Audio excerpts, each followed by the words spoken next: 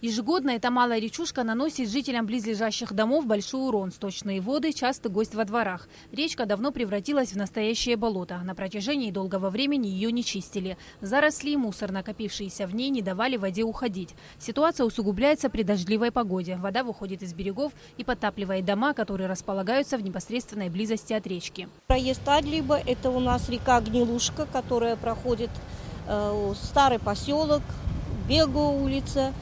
Ну, она там выше проходит. Вот она здесь, где республиканская больница, то есть она достаточно длинная река и наносит большой ущерб нашим жителям вот в этом районе.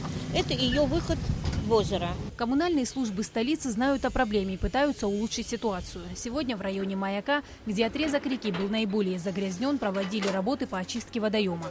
Госкомпания «Абхазберегозащита» предоставила специальную технику. Работы проводились также и вручную. Теперь речка стала на 2 метра глубже и на 5 шире. Была расчищена и несанкционированная мусорная свалка. Вывезли несколько большегрузных машин с бытовыми отходами. Последняя стихия сюда нанесла очень много мусора, и он здесь забился возле этого моста.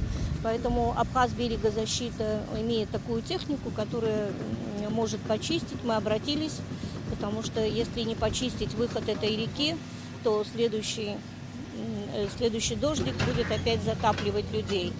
Поэтому где-то 100 метров мы открыли устье. Вот сейчас, если вы посмотрели, 100 метров мы открыли устье, выход в озеро, для того, чтобы и вывезли 5 КАМАЗов мусора отсюда. Представляете, сколько? То есть это все принесло наводнением, этот мусор. Ну и люди, конечно, бросают. Не без этого. Местные жители надеются, что эти меры помогут устранить давнюю проблему. Во время дождей она поднимается и заходит на территорию нашего дома, и соседи. Постоянно мы мучаемся, как говорится, Гнилушка не дают проход, загрязненная была. Сейчас мы очень благодарны Елене Петровне и Дауру заместителю, что вычистили. Надеемся, что в дальнейшем у нас не поднимется вода, будет проходить очень хорошо. По словам начальника коммунального управления столицы Елены Отепиной, работы будут продолжены и на других участках этой и подобных речушек. Расчистка и углубление малых рек должна помочь в предотвращении частых наводнений в столице. Сима Аргун, Беслан Чинджерия, Абхазское телевидение.